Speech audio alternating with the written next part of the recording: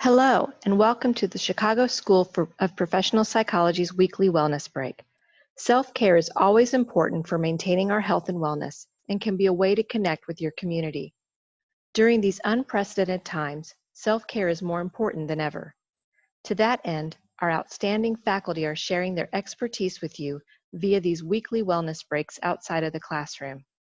Today, we have Dr. Michael Cosette from our Chicago campus, where he is a professor and department chair in the Counselor Education Department. Dr. Cosette earned his PhD in Counselor Education from the University of Arkansas and is a fellow of the American Counseling Association. He is a licensed mental health counselor, a board-certified counselor, and an approved clinical supervisor. His professional areas of interest include ethical issues in counseling LGBTQ clients, grief counseling, and culinary therapy.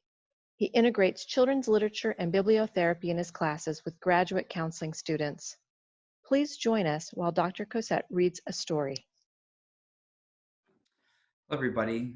Thank you for joining us for this wellness break.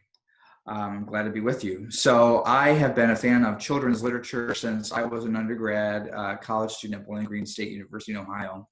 And I really think that children's literature, children's books can really have a deeper meaning for us as adults, especially books that maybe we remember in our childhood and now rereading as an adult. Anyway, I want to share a story today. It's called So Few of Me by Peter H. Reynolds. I have a number of books by Peter Reynolds. He's a wonderful illustrator and author. His books are very whimsical, great illustrations, but again, have powerful meaning. So I picked the story because I think that it really speaks to kind of where we're at in our culture and society today. So Few of Me by Peter Reynolds.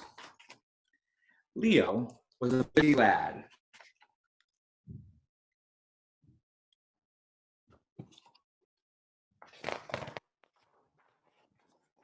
No matter how hard he worked, there was always more to do. Maybe making a list would help.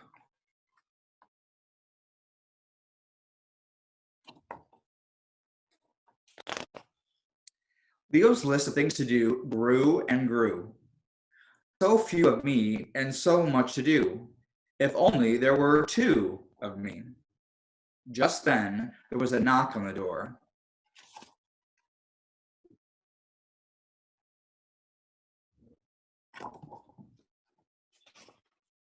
Leo opened the door and blinked and rubbed his eyes. It was another him. This new Leo grabbed the list and said, "Two of us will get it done."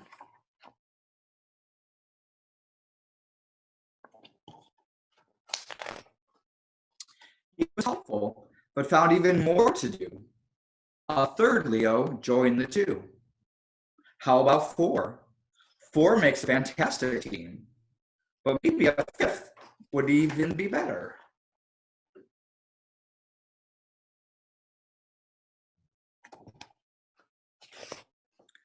Still not enough.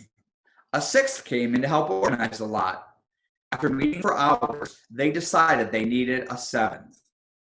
With 7 Leos, there was 7 times as much more work. Leo sighed and said, "We'll need 8 just to catch our breath."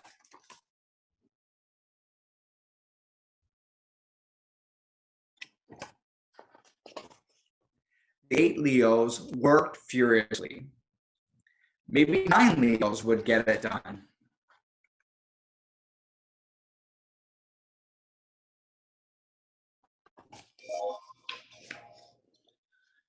No. Add 1 more to make 10, each one busier than the next. We certainly are busy.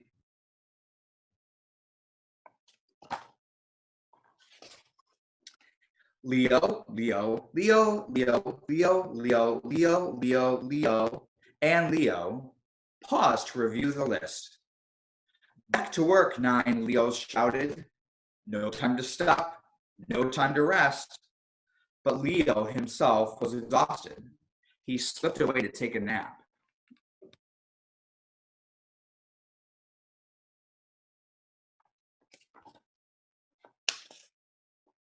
Leo awoke to 9 other Leos staring at him. "What were you doing?" they demanded. "I was dreaming," Leo said softly. "Dreaming was not on the list," they roared. Leo smiled, still savoring his dream. The Leos disappeared, one by one.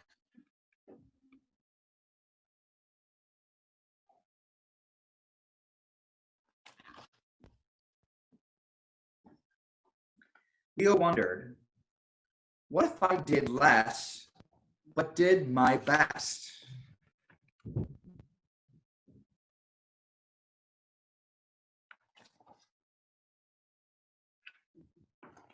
Then one Leo is all I need.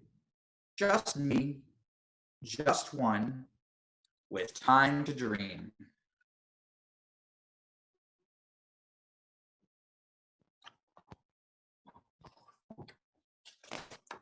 And that is the story of So Few of Me. On the back cover, there's a mound of paper and things to do. So I chose this story because, again, I think, even during this challenging time of COVID and pandemic, we still have a lot to do. I know in my temporary home office now, like I have my to-do list, and it seems to grow day by day. When I check some things off, then there are new things added. But I guess I would want to invite people, if anybody has any comments or reactions to the story. I know sometimes we all might think that, oh, wouldn't it be nice if there were 2 of us or more of us to kind of get things done? But I think as this story alludes to, the list would just keep getting bigger and bigger. And at what point do we just say, I need to incorporate self-care? And so, the real Leo went and took a nap and rested and dreamed. And I think that helped him realize that having 9 more other Leos wasn't going to solve the problem. So anyway, I welcome if anybody has any comments or anything like that they want to share.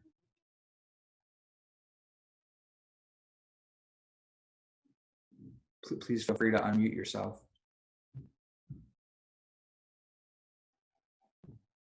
Hi. So I really enjoyed.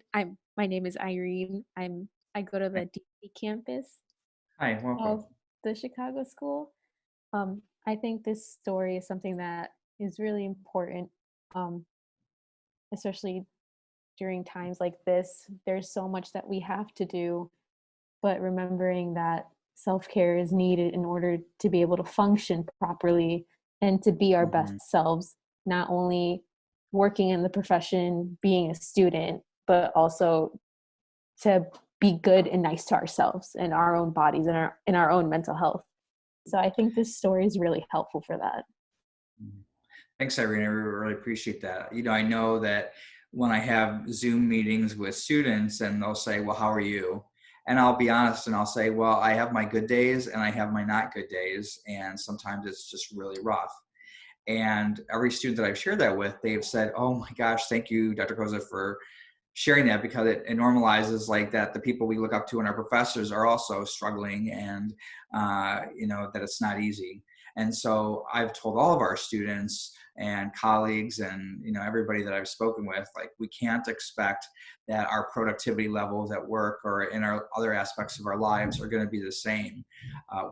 This is a global pandemic, a global crisis, and so even with states quote unquote opening now and different places of business and things like that, I think we're in this for the long haul. So there is a question of what is normal going to look like, and I don't think anyone knows what that's going to look like. I think our world and how we operate is going to change no matter who we are and what we do. So I think that self-care, and again recognizing that we can't get it all done all the time. So bringing that self-compassion to ourselves is so important.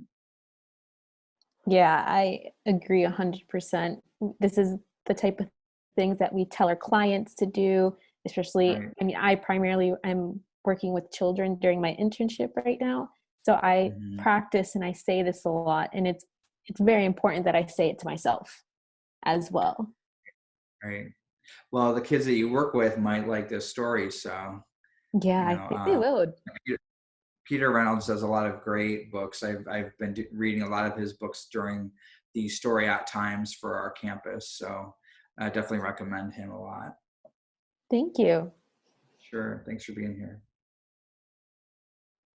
Any other comments or questions from anybody? Well, great for those who are watching this in a recording. I hope this story impacted you in a positive way and continue to demonstrate self-compassion and self-care today, next week, next month, and ongoing. So thanks for joining this wellness break.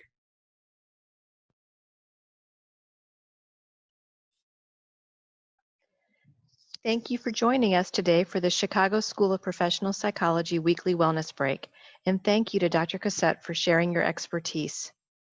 You will be able to find today's wellness break on YouTube and all of the Chicago School of Professional Psychology's social media sites. Please share with friends, family, and those in your social network who may benefit from these resources. Next week, we will be guided through a 15-minute chair yoga session by Dr. Lori Soli from our online campus. Until next time, stay well and know we are here to support you.